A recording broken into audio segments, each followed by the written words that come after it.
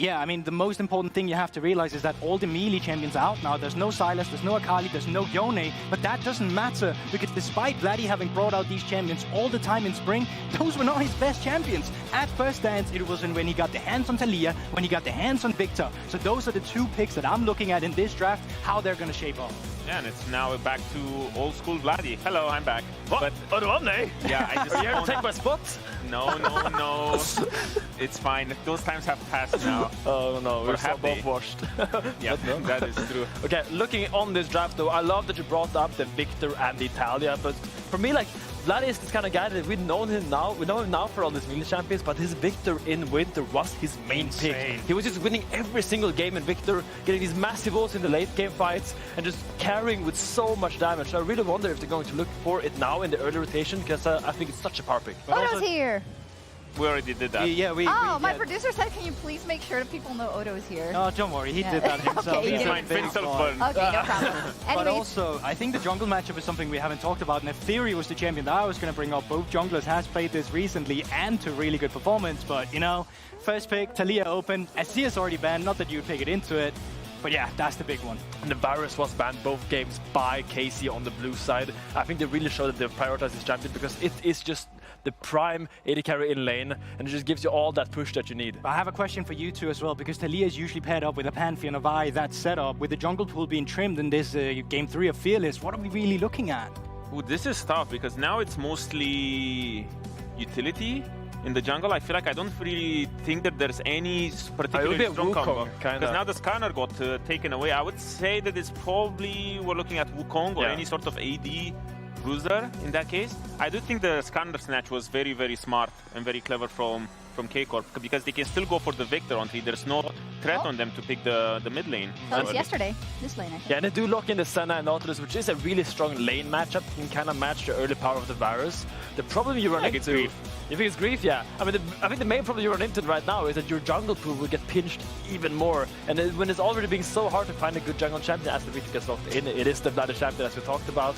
But now, Elyoya will get pinched in the 4-5. I would still like to go back to the Senna pick because I feel like this is a little bit nonsense in the sense because particularly Senna's base stats are extremely low, at least the HP, because she's always this mix between support and ADC. So she's balanced around that. And when you're playing against a champion like Varus that is primarily poke, you don't really have any sort of engage rate on him. And passively, as the game goes on, you lose more and more impact because the Varus will be able to poke you out. And Senna has been one of those champions where, yes, the souls are dropping more frequently now when you're killing the minions, but we've often seen Senna as being played AD carry, not even make that 100 stacks at the 20-minute mark, and you need range, especially when you're playing against the Viktor and the Varus in the same team composition. Hate the Senna. I hate it. Hang on, wait, unless I'm MKOI. I think it can work, but you really need to like make sure you can at least get your stacks early game. So when you get that level 6, level 7 mark, you actually have some stats to contest. Because you will lose the push early, but eventually you get to that point where I think you can kind of out-sustain the poke of the Varus and kind of hit him back. Clever bans from K-Corp here because they identified as well as Jarvan, Wukong. They're probably the best setup champions for Taliyah that enable her to either, you know, play through the mid lane and enable her to move around the map. So now I'm curious about what MKOI is going to pick. I wonder if we're going to get an Ivern, perhaps. Ivern could be very interesting as well. You already have that frontliner in the Nautilus. I'm also looking at a potential Braum because MKOI left that open, but that would at least allow Senna to stack in the early game. So maybe they would just want that and open it up for them. Oh. I feel like this Alistar is needed because you do want a little bit more proactivity. Braum is a little bit more of this reactive champion that you want to tempo the fight and play it slow because you just stop the advance from the enemy team. But I feel like when you have Senna, Nautilus, Taliyah, you don't really need to stop anything, and you benefit a lot more from having the proactivity coupled with the Varus, coupled with the Viktor. And I know we might be seeing something like Ivern Renekton because you do need a bruiser top lane, especially if you're going to Ivern role. The Trundle is actually a great pick that I have missed. We have seen some resurgence of the Trundle pick. Pretty much played around the world into this playoffs patch. I think it is extremely strong. It was played yesterday by G2 into the Sejuani, which is the classic counter. Against Skarner, I found it a little bit harder because you can't just ultimate take all those free stats. I think you have a tendency to get locked down sometimes in a late game fight. See a lot of lockdown on KC, so it has to really make work of that early skirmishing power of the Trundle, and that pillar is paramount. As we see a Nidalee blind pick in the top lane, which is so Myrwn. Oh, but this is so hard to play though. This composition is so difficult. You barely have a front line with engage. Nautilus is your best bet, followed up by the Taliyah, but there's no like hard CC outside of that, and you have to play around as Senna into the composition of KC. I like it. I was criticizing MKOI's draft, but I feel like they found pretty much maybe the only way where they can salvage this team comp and make it actually really good, because I think when I look at mid game, you have so much zone of control with Taliyah E, Trundle Pillar, Nautilus Hook. It feels like it's all of a sudden so much easy to close this gap and play and nullify the range advantage. Okay, who's gonna break the tie? Guldborg hates it. Odoamne loves MKOI. Oh, Where do you like I'm it? back on the string here. Well, I feel like when I look at Casey's draft, it's just pure comfort all around. It's Canna on Gnar, it's Vladi on Viktor, it's Targamas on Alistar. All these champions they've had so much success with all across the year. I do like MKOI's innovativeness, but I do really give the edge to Casey. Okay, KC have that warm winter jacket you've relied on for year after year after year. But MKOI perhaps have the new shiny shoes, casters. Who wins the next one? Even Sjokz is talking about feet. Like, come on. Like, look, game 3, the shiny shoes. I have a big question because on KOI's side, that draft, if we're talking about comfort, they're just like a massive pocket pick of champs. Dagda, you telling me you like it? What do you reckon? Well, I think the question is, do KC have the blue suede shoes on? Because when I look at like the fact that like Nidalee from range, he's going to be AD. Nidalee can do a ton of damage. You've got Jojo that's actually got a good bit of range as well there. Supa too. I think that's where you can try and play through this as MKOI, and I like the point that Oda brought up, which is the zone control to try and enable that for a lot of MKOI. Whereas for KC, trying to get value out of some of these picks, I think is going to be relatively tough. Like, you kind of need Targamas to be very flash reliant to find engages and set you up. Otherwise, it just becomes very tough to try and play at the fights. This is not what you would normally see on the Rift for League of Legends for MKOI. I think we can all agree with that. It's not necessarily what we call a standard comp at League of Legends. However, if you are the team which has practiced this stuff and you believe you have the mastery of it, obviously that means that the enemy team, less practiced against it, has a little bit of a disadvantage with that in mind. I think in this game, one huge thing which I'm going to be looking at for MKOI is how well do they combo their half-engaged tools, like the Senna W, with the Trundle Pillar, because everything gets so much more threatening for MKOI. Sure. If a pillar is into a choke point and suddenly, you know, Yike gets knocked up out of his Ixtal's impact, or Targamas is caught in a choke point, and then suddenly the W lands, that could really open up some big windows. That can be your engage. The thing is, I'm pretty sure this is how the interaction will work. I'm going to try and keep an eye out for it. But I'm pretty sure if you just have the Unraveled Earth down and the pillar comes up, it's the same with Yasuo, where it counts as a shove. So you just get the stun off It's a tiny displacement, and that's enough, Yeah, so you get the stun as well. Because you can see that sometimes with something like a Vyq, that's more obvious, right? But yeah, there's a lot of ways you can quite unexpectedly get put into a full CC chain. So if KC lose control of an area of the map, they allow MKOI to stack up and just look for that one fishing skill shot, things can really go wrong quickly. I'm curious about the build because a lot of time with Sennas, we've seen things like Black Cleavers as well, and in this comp, as we know, things like Trundle and... It would more than likely be the static shiv first. Yeah. Just because you do need the ability to contest Varus on that mid wave, especially when it's the poke Varus into then Black Cleaver, Rapid Fire Cannon, these sorts of things. But otherwise, I think you'd be relatively okay. But MKOI doing great work on the bottom side right now. Yeah, and also, I got to remember, stuff like this, Supa, what he's trying to do is not hit one target. You're trying to get that double tap onto each target to get that soul on cooldown. It's like an 8-second cooldown per target, and when you're the farming center, which you almost exclusively are now, you want to get as many hitting champions like this as possible. Targamas is a magnet. Alvaro must be a pretty good farmer, because right now that beef looks pretty bio. Now, let's quickly talk about mid. Why are you the way that An old German joke. Let's talk about mid. If it could ever come up, I think I broke it. Jojo likes this champ. Now, we've kind of come accustomed to like what Jojo is really good at. I feel like this series has broken the mold a little bit, but Taliyah is something he's hovered towards quite a lot over the course of this split, as you can see, and for good reasons. Probably one of his best looking champs at the moment, outside of maybe the comfort of things like Yone and Nidalee. I think it does play into more as what Jojo has kind of found his niche as on the MKOI side, which is much more of a facilitator style. It still can carry. This isn't like a dig at him. It's just that I love seeing him and Elyoya having that synergy of, like we saw the Vi and the Ahri, right? And he can really pop off and setting up those plays, and this kind of facilitates that once more. And I think it then, as you start to get towards team fights, just sets up MKOI for some fantastic fights using that weave as well. Particularly when you've got a comp with champion on screen here again, the Senna, later into the game. Oh, nice drop there. Nasty poke. But as soon as you get later into the game and, Jojo's flying across the map to get that ult in place, Senna can also contribute to that as well. It is like a global and a half, you know. Just looking at this bot lane matchup, Targamas does not look comfortable in this matchup at all. Obviously, the hooks landing is one thing, but there is a timing window where you can get the pulverize to knock up the Nautilus as he goes to the hook, but Targamas hasn't really found the timing down correctly thus far, and Alvaro is often just using the hook and then walking away and enabling Supa to get an auto Q combo. So going to be a little tough now. And now with all those chunks, you've got the potential for dive from level 4 Trundle. With the last embrace, easy soul collection as well. Alvaro is just waiting for that flash to be used. Targamas bobs away. He'll sacrifice slime. Dredge line doesn't get him out.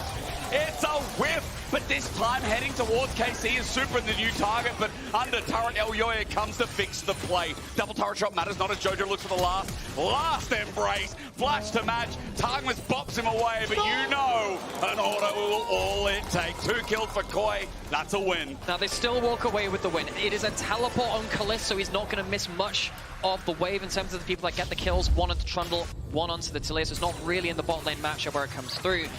The root lands, but Targamas splits from Caliste to make sure there's no guaranteed CC onto him. This is where things go a bit awry. You're tanking the turret with a half HP. Trundle then, the Nautilus rather, who doesn't hook the wall, has to stay under that turret. Oh, so that time around, Targamas, good job on the pulverize timing, because as that auto attack to root comes through, immediately gets the knock up, and Jojo, good hands on the flash, just making sure he can get it. And I think a little unfortunate for Targamas. Might have been able to just walk that one out, but ends up going for the pulverize on the back of that headbutt, which means that he ends up going down. Nice step forward from Vladi there. Vladi, of course, on the other side. We talked about the comfort from Jojo on the Taliyah. I think it's only right to mention the comfort from Vladi on the Viktor as well. This was the kind of champion where, something that Betty was talking about actually when we were in our meetings for this week, as actually Yike's going to do a bit of a drive-by. Look, this was a champion which Vladi had banned away from him by international teams, international champions, at first stand. Like, this is a champion which you have to respect. He was playing a lot more of the Viktor in the last split with alongside the other mages. He's gone more towards, you know, he used Zachary to be joking about the melee playmakers, but this Viktor is an instant classic from him. And also, not often you get to talk about a Greek god in the LEC, is it? Few and far between. It's important to note, Dave. We need to get Vizichachi back so we can talk about that in regards to Age of Mythology. You know, he was like the faker of Age of Mythology. Everyone's the faker of something, aren't they? I mean, if we're talking about overused terms, like even last night hearing about Palafaker in the LTA, bro, we've got... Everyone wants to be him, man. Everyone is the faker of something, you know? If you get caught outside of League of Legends, if you're the faker of something, people will be confused, but that's like the highest term of endearment, isn't it? Now, as we're trying to become the fakers of casting right now in this third game. Dragon's been faking it for years. Dragon's going to go down. At the very least, it's 6 minutes 30. Ocean Drag in the back pocket. Grubs far off. And you know, the one thing we haven't talked about this game, which is going pretty even, is top lane. Now, this is first. I was looking through because we've seen a bit of Nidalee top. We've seen Dorat over in T1. We've seen a lot of LPL top laners. The GOAT of all GOAT top laners actually started playing it most recently. But we were also talking about it before getting into show today, that Myrwn was playing this last year, and I remember he was playing AD Nidalee top before it was cool. And he was playing into matchups like this too. What you're meant to do is dominate the lane. You then just pretty much always get shoved. It's harder to play out things late game because you transition more into a bit of a diving bruiser, but it's very hard to play that out. You do always have the attack speed and the chanting though. Committing for this with the frozen domain down as well. Targamas loses his healing, but Elyoya is up against the wall again. That last embrace is so good from Supa. With the last remaining mana bar, he secures one, but they're looking for more as Yike is just cornered here. He wants to use his itch tail over the wall, but an impale instead comes through. However, heal onto Elyoya, buys time. Primal Surge nicely done as Myrwn made the long journey down. TP'd in to make the play. May have been a bit overkill to get him involved in the play, although it looks like they are going to start rotating their bottom lane up to the top side as Void Grubs are about to spawn. But either way, great roams again from Jojo, and Targamas trying to look for the play here, but Alvaro gets the stun. You get the root coming through from Supa, then the pillar on the exit as well. You've got absolutely nowhere to go, and Caliste just can't get in to deal the damage in the position that he's in. Trundle is the king of trapping you into plays you weren't quite ready for. If you ever find yourself a little too far, you have the pillar, you have the ultimate. People you thought were tanky are absolutely not. Places you thought were safe are absolutely not. Getting a kill onto a champion that Elyoya has a good history on too. I remember back in 22, 21, this guy was absolutely insane on this champion. Back when he was a bit more of a I want my individual leads kind of era, and he was very, very good during that time too. Giving him an early kill, especially against a champion like Skarner, which can be dealt with quite effectively with the Trundle ultimate later, that's scary for KC. And again, like, going back to something that Odo said on the desk, and be kind of echoed, the zone control that MKOI have is absolutely insane. So if you are now looking at this kind of position, it's not going to be great. So if MKOI are getting these leads and start to take the towers, they start to take position on the map, trying to recontest positioning on objectives is going to be really difficult for KC. So I think Yike going to need to start pulling out his bag of tricks, because last game he did a good job of keeping Elyoya in check, but Elyoya is back on the troll and looking pretty damn good for it. Better early game. And if they get themselves the grubs here too, that is a big win for MKOI. You do have the Nidalee, which is very hard to stop them from hitting turrets, because they can kind of hop in, hop out. And got champions like the Senna, which can occasionally tap it with the Q as well through the wave. So MKOI getting these, good value for them. And also stops the Gnar potentially getting some cross-map value himself is another good tower taker for KC. The unfortunate part is that Myrwn did end up TPing down to that fight, so the CS lead is already there for Canna. Alvaro just flashed for that, by the way. Yeah, forced the flash out of Vladi, I think. So it's a flash of flash. Yike going in.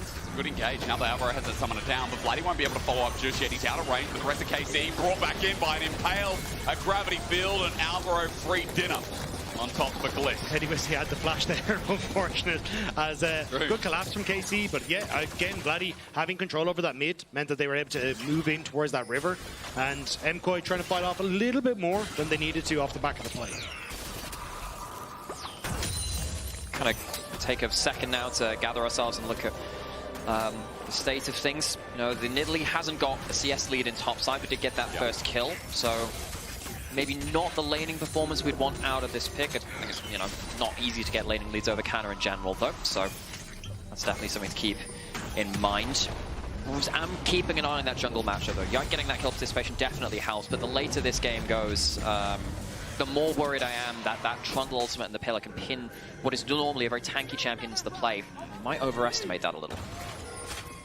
Caliste, wrong brush. Alvaro sees him, flash away. Alvaro double flash out of key carries now brought out by some pretty good plays. And again, we were glazing Alvaro last game and the game before, so deservedly so. On his Nautilus already, he has been a hook magnet, or at least creating people who are hook magnets. But also, we got to see it yesterday, like, as this game goes on, Alvaro is just going to be such a tanky lad.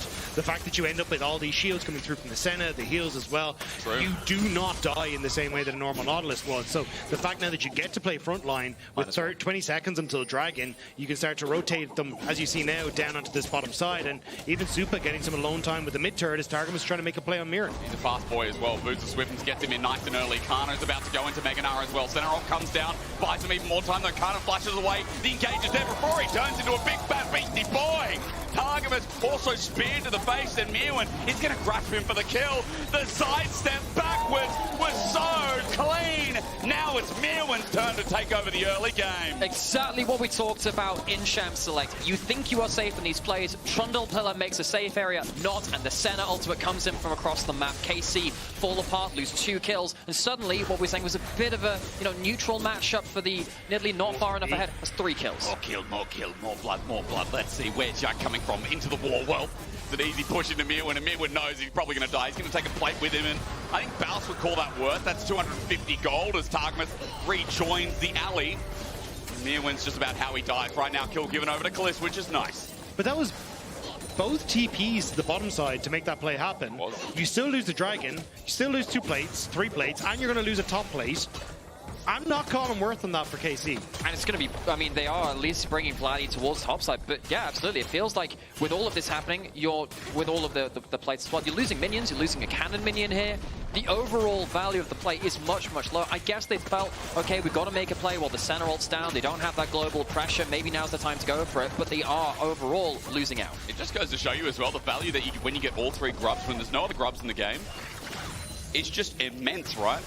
Yeah. And at this point, like, you know, KOI using it so well. Early gold lead, 1,500. Now, Canna, he's going to ult him into the wall. He's going to say, I don't think Canna wants to be here because with a pillar up again, even with the spear dodge, he's just dead. Supa gets in on the action finally, and KOI are running away with this. MKOI are playing this fantastically, catching out KC again, and it's kind of coming back towards these picks that we haven't really seen from MKOI before. Game number 1 was the Galio that felt like it caught KC off guard. Now this one as well, the Trundle pick doing work in these early stages. 100% kill participation for MKOI. Sorry, for Elyoya. Yep. It has been a great game, and now looking for one more. Weaver's Wall comes out, but unfortunately, Jojo a little bit late on it. Vladi gets out alive, but hey, turret's going to go down on the bottom side. It's the first turret of the game, and it's so funny because each and every early game, Canna was coming out with a lead, or at least looking pretty stable within his lane. Myrwn is bollocksing over this one as Supa is going to survive. Good cleanse away. Meanwhile, Yike brings the action in to impale. Jojo could be in a lot of trouble with the range added in. Oh, Targamas got the shutdown. You silly cow. That's for adults. That's actually that's a big problem there, actually. You would have liked that to go towards Vladi. Not exactly sure why Jojo thought he was safe on that side of the map. Obviously wasn't being on weak side, but will go down, sadly give over a shutdown towards the enemy team. But yes, it does go over to that Alistar. Guess it could have gone into worse hands from the perspective of MKOI. I think it's the fact that he gives over the kill because Alvaro was nearly in that top lane. Like, if he'd been a little bit more patient, hadn't given the kill over, Alvaro's then there to help defend. They can hold on to this top tower. So even if the kill goes cross, I think there was still ways that MKOI could have defended the top tower. Now, though, a lot of gold into Vladi's hands, and we know what this guy can do when he does get some lead on towards the Viktor. Now, it's not a lead, but he's able to answer for, you know, the kill that has already been picked up by Jojopyun. Worth noting as well, game 1 when MKOI got that very early soul, it was a Hextech soul. It's the same here in game 3, so Casey will definitely have to keep some eyes on that. Oh, mid-air. What? Canna's knocked back. Yeah, Squelch indeed. Gets away. Oh, damn, that's a game of League of Legends he was playing, wasn't it? Holy crap, I can't believe that. I think it was, what is it, Bop the Mole? Every time they pop their head up, he kind of just knocked them. You know that kid who preemptively whacks the mole? That was one of those. But now KC, a lot of members grouping up on midway, but only Caliste is the real carry here, so I think it's more of a bluff on both sides, as they just want to look towards top lane with Myrwn. Should be able to take that tower if he's left alone with it. See what happens around the Herald as it spawned. Of course, mid lane, often very important. Turret's going to go down here. Supa is not going towards the Black Cleaver second, importantly, on this center. He's gone towards the Shiv. Definitely helps you contest for that mid wave. Gives you good wave control. Alvaro has the flash. He maybe just holds on to it. He knows he's dead. No, burns it in the end because Trundle's here. Elyoya coming to help out, but the last embrace doesn't connect. Slowed down as Targamas with his own control. Chain Corruption comes out for the impale. Used now on the melee AD carry. Supa flashes away, but as he runs far, there's no range anymore. Vladi gets in range. Targamas takes care of him. Another shutdown to the cow while KOI are left with 4. KC have 5. That's basic math for you as KOI run back. And now it looks like the Herald will be taken by KC in the end. Targamas played that fight really well. So already he gone for the follow-up with Yike as he came over the wall. But as you get the impale from Yike, Targamas had already walked forward so that then when Supa went for the flash, you see it at the back, he ends up immediately being in position to pulverize him and send him back into it. But Alvaro not expecting the ward here. No, he does have the flash, but as soon as the grab field goes down, you must get out. It will be a free kill otherwise. I think MKOI thinks that they have the power in the Trundle to get a good kill here, but the problem is Supa doesn't have quite the good positioning behind his front line. He's a bit on the off angle. Caliste sees it and kind of pins him into the play, allows Targamas to eventually get that second shutdown. That is some Wagyu A5 beef. I understand what KC stands for now. It's carry cow. That makes sense. Sure. Obviously put a K. Yeah. Otherwise we got CC. Otherwise it wouldn't make sense. That's right. Yeah. Now we understand. Look, he's 2, 3, in and 3. French, that's le vache. Ah, well, that does not carry, make but KC. Yeah, that's right. I need you to work with me here. That's French. I don't know. I don't understand Spanish either. That's why I'm so partially neutral with this. And if Vladi does get a turret, I can be happy about that because we got a close game yet again. This series is delivered in many different elements, many are unexpected. As Dragon comes in, and I'm sure it'll deliver once again as KOI are looking for their third. KC, there ain't no way they're leaving a Hextech soul for KOI to just lather up. MKOI don't exactly have the best terrain for this. Blue side, particularly with the center with no flash, don't really want to be served against that wall, so they're not going to walk immediately into it. They're going to shove up mid lane, maybe get an entrance through river if they do want to contest. But it's all about the cross maps here for MKOI. Nidalee now demolish on towards that top tower. You've already got push in mid. MKOI are using the buffer of these 2 early dragons that they've got to make sure they can keep up the play. Well, double roots. Chains just out of range, though. Now that they don't have it, Supa, dead meat, or rather Caliste on the other side. Supa's the one who's doing absolutely fine while Joe gets buffed away. He doesn't want to be under this turret. KC going to take care of him while the Impale is doing a little bit of that on top of Alvaro. Somehow Jojo was left alive, but for how much longer, I ask? Even the center ulti comes through and the Dawning Shadows can't save it out as KOI lose another couple of more, and now we're getting a bit iffy on the blue side. Oh, spear hits. Canna needs to be careful. Flashes away. He wants the proud, and he finds it. Solo kill for Myrwn with a bit of help from Supa. Members of KC on the way, though. They want to stop him from getting this top Carry tower. cow. But the jungler, Elyoya, is here. There is good damage. TP going to be burned. Targamas going to get the stun up, but how long does he survive? As you said, Yike comes in as well. Myrwn, he's a bit of a bruiser, but he's eventually going to drop on down. They want the kill to go to Vladi, and I like that this time, Targamas moves away, and Vladi gets some more gold on his Viktor, while KOI, in the meantime, just take the Herald out from under their eyes. So the Herald goes, but come on, Targamas. Yeah, maybe it is carry cow. Maybe that's it, is it? So another kill set up by him. Last minute has been hectic, to say the least. Initially, you would think a double route into the mid lane would be so good for the side of MKOI, but Canna comes in at just the right time, blocks off the front line, fantastic mega ult, and gets the tower involved. I do think, though, it's unnecessary from MKOI. They could have just gone for that tier 2 tower on top side. That was already where Myrwn was going to go. Get a ton of more gold on towards this Nidalee. Also, you could have then fed yourselves into the Rift Tower play and use that wall then to try and dissuade KC from committing and still getting this Rift Tower for yourself. But now you've given a ton of gold back over into KC's favor. You're not going to have control over the map. And it just makes things that little bit more difficult, because a huge amount of what MKOI need is playing through side lanes and playing out the map, but now it's KC with the tempo advantage. We love ARAMing a bit in this series as well. We love objectively just fighting it out. With 20 seconds to go for Artican as well. Mid turrets are so damn important, and again, I just want to bring it back to the point where KOI, massive underdogs in the series, still have been having some outrageous plays. But, I mean, Myrwn, this guy pulling out his champion pool, finally feels like we're getting back into the Myrwn talk, you know? The thing is, though, like, MKOI have looked fantastic. Yep. But it has been these small mistakes that we looked at in game number 2 that let KC bring it back. And now MKOI again pop off in the early game, look fantastic, but it's these small mistakes that are letting KC drag themselves back into the game. MKOI just need to be a little bit more patient, because they can win this game from this position, especially with the Rift Tower. Like, just wait until you can get some pressure on these side lanes, but it's the impatience that is coming back to bite them. Trundle walks back. Trundle Pillar. Of course, we said we'd keep an eye on that when it comes into this series. How is that Trundle Pillar going to be comboed up with the likes of the Last Embrace from Supa? It's not necessarily been game-changing so far. Actually, on the other side, it's been KC who's largely been winning that random skill shot warfare. The Varus will be very, very important. So Yike might go for a wall. The Rock Pillar.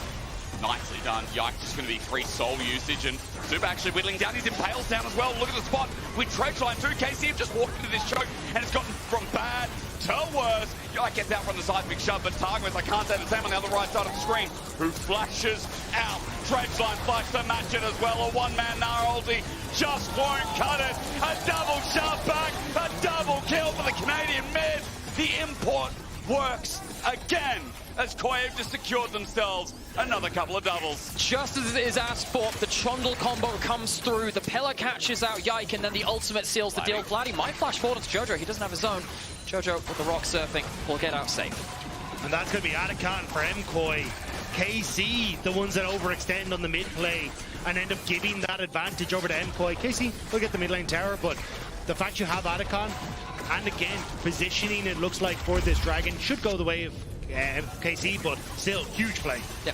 This is the biggest thing here. Just the Pillar onto the Skarner, the ult immediately afterwards, and your Skarner is no longer a tank. Often Skarner has been just unkillable in the front line for so long now, the last year or two of League of Legends. This is without a Black Cleaver as well, and just Yike completely So solid out. But it's also just how far away KC are from the play. Yike has gone over several walls to get into that position to try and look for the impale when Caliste is still trying to make his way out of mid lane. Like, that was way too far of an overextension, and KC, like we were just saying, hey, you've gotten control of tempo. You can now play for these objectives, but now giving a lot of that advantage back over. Now, KC, because MKOI went for Atakan, have got back out of the map first. They're the ones in position for the Dragon, but I think if I'm MKOI again, like, give over a second Dragon, look for that tier 2 on top, look for the play with the Rip Tower onto the mid lane tower, and crack open this map a little bit more. Yeah, especially since you have that ability to use those globals across the map. Why don't you riff? Why don't you do it a little more? Herald has been summoned up by MKOI as well. He'll take the towers instead of the Dragon.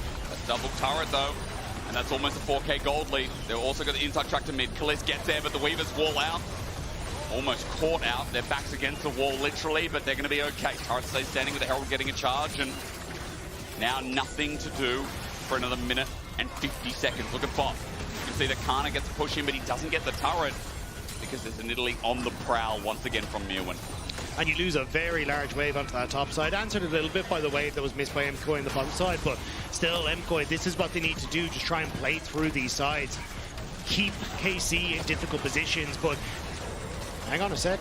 No, good pillar. But this is what I was going to say, is that the insurance policy that you built up as MKOI has now kind of been paid out. 2 dragons apiece now. You don't really want KC getting to that third, getting towards that fourth, especially a 3 hex dragon or even 4 hex dragons is going to be very painful to try and deal with. So this is where MKOI now need to start playing towards the objectives, which is playing into the hands of KC. And now there's going to be a lot of people at home who maybe haven't seen enough Nidalee top. I just want to inform everyone that the longer this game goes on, the more grass stacks, the more health stacking items as well, the more one-shot capabilities with Demolish.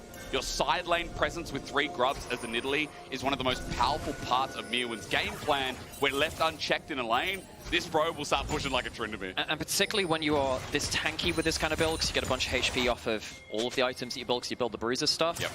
If you are isolated against the Nidalee, she doesn't have to give a damn about you turning around much damage onto her. She will largely win almost every 1v1 in the game, particularly when you have the Taliyah and the Senna ults unveiled in that too. KC, it removes their options to play isolated, especially if you have that Gnar as well. Gnar needs to be very, very careful at points in the game, especially when you're 2,000 gold behind, to not give that opening to Myrwn to open up on you.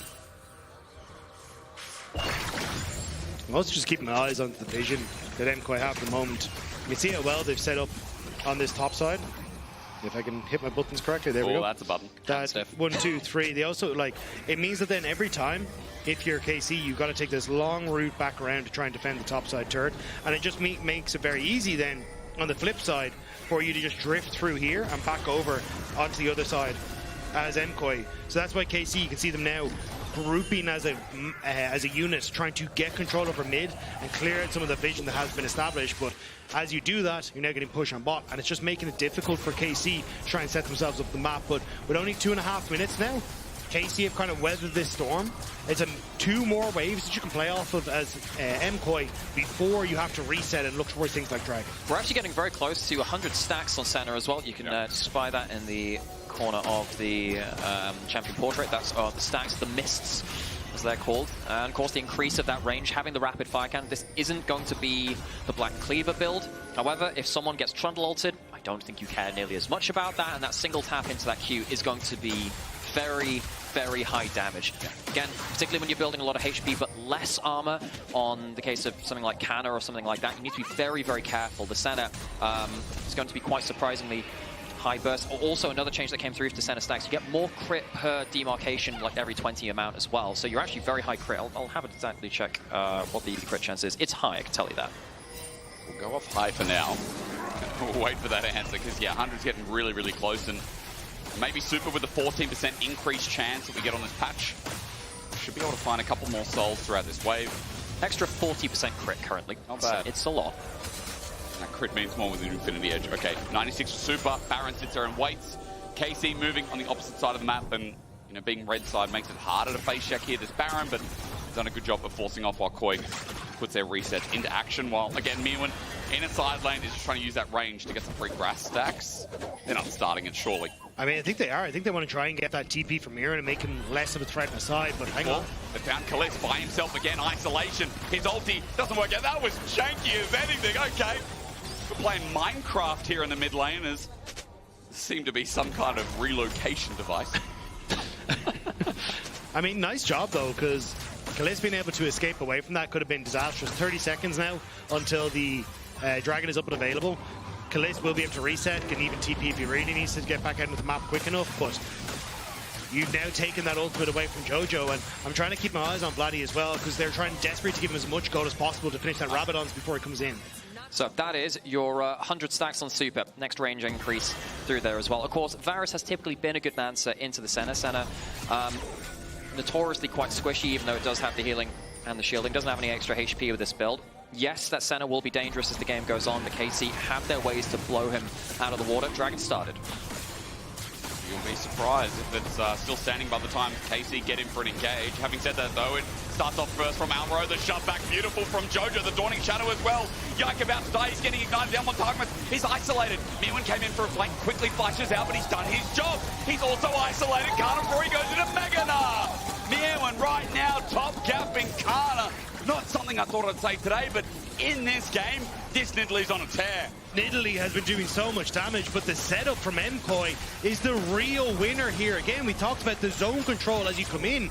They're just picking them off bit by bit, making it so difficult for KC to mount any offense in these fights. It's going to buy them not only the third dragon and the soul point, it'll get them towards the Baron as well. Yike is around, does have smite. You'd have to use that W to get through the wall though. I don't think he'll get a chance to. David Attenborough would love his hands on this one with the Tiger versus the Scorpion in the back line, trying to keep Yike from getting in at 3k.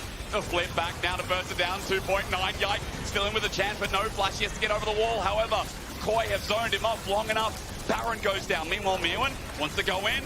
Ulti forced out, and he pings him with the Pengu to let him know. MKOI finding the success that they need, the patience coming through, and you get to see in this fight, right, as you're trying to move through as Yike, it's about being able to control the areas where you can attack.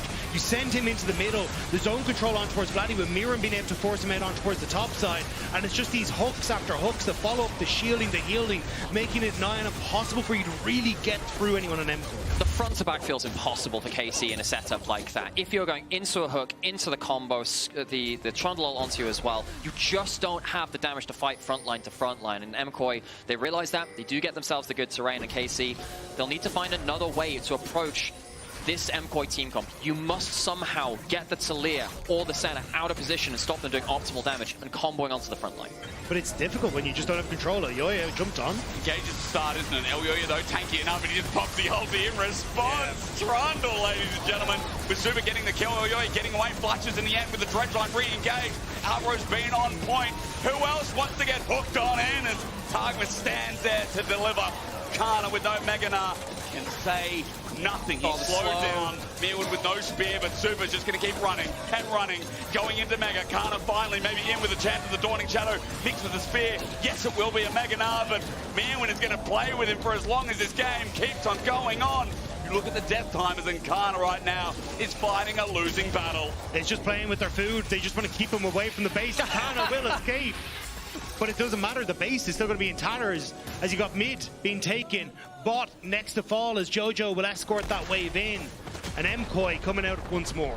It's a 10,000 gold lead. It's soul point for MKOI, and they're getting 1,000,000 stacks onto Supa as well by point into the game. Yes, when you're the farming center, you get a little less of them, but you've got way more than enough at this point. The Lord Dominates Regards means that he is over 100% crit rate with the amount of stacks, which means it starts to flow over into other stats as well. Supa standing behind the front line is so strong. Look again, they try and engage onto the front line. You think, oh, it might be okay. Pops the ult, gets a shield, gets a heal. The Trundle does not die. I'm also just, if I'm a lower bracket team, I don't want to play either of these. Like, my God. MKOI have leveled up so much coming into playoffs, and it has been off the back of sweat and hard work over the course of patience, finding plays, setting up their lanes correctly. This is a team that has really worked hard to get to the position they're in, and if they can take down KC, all there are is just one win away from putting themselves into that upper bracket. And it seems like the deal is done. Canna, the impact isn't there this game. Here's Gnar, this is one of his favorites. He's 0-6 on one of his best champs this game. And this is coming off of the Ambassador game he just had before this as well. The top lane matchup has been very volatile. Very rarely do you see someone like Canna put to 0-6 here. in the LEC. And this kind of series, this kind of contest is why the regular season was so fun to watch, so great, so entertaining. Oh, Alvaro does it again. Seismic shot back from Jojo. He's also been on point. And Supa, long range all the way down from the other side of Germany.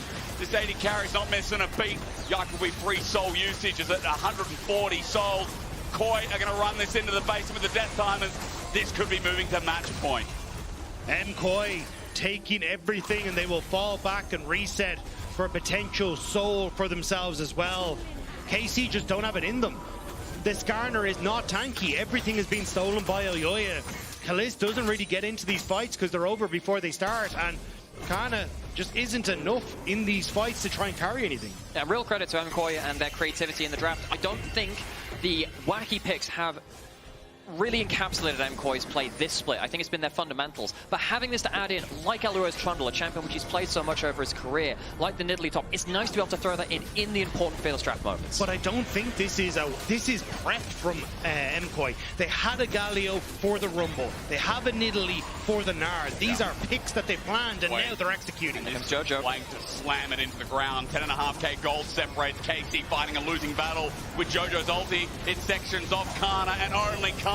He's given a new wall, but it won't matter as Caliste is separated from all the spears. Again, Elyoya puts a pillar out, and that championship trophy, he will spout. Into the air they fly as Targamas gets a good engage, and maybe there's an option here for KC to sway. There is indeed. Even with a big Chaos Storm, though, is it enough? Myrwn run, Canna in the middle of it. Supa now outranged, finally. That's Vladi got his time to play. Dawning Shadows out. Myrwn running for his life. Vladi wants to throw the Canna the range. The Senna scaling is here. Supa separated by a flash, and that's going to be the end of it. An equal trade. But the fact that KC won a fight and went even at 11,000 gold disadvantage is nuts. KC separated like wolves looking at their prey. But MKOI weren't limping. They were in ways, and they pounced at the end.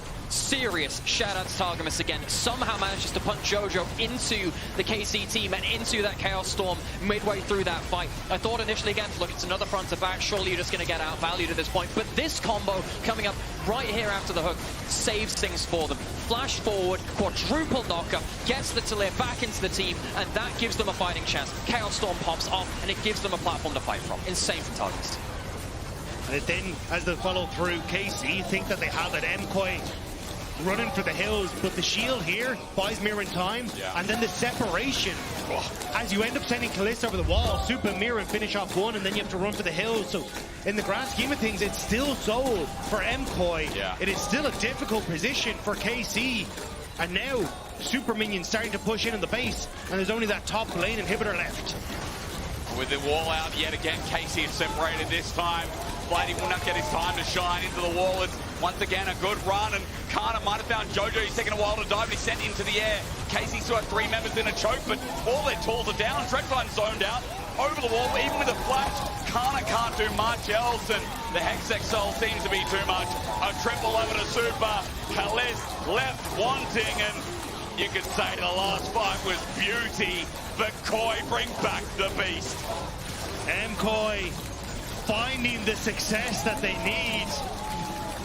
This comp might have been a little wacky, a little different, but MKOI executes so well. MKOI pick up a second win versus KC. They are on match point, even coming in as the lowest seed. Unexpected, but also delighted. Can we go to the 5? Can KC thrive? A lot of questions left up as we go to a break.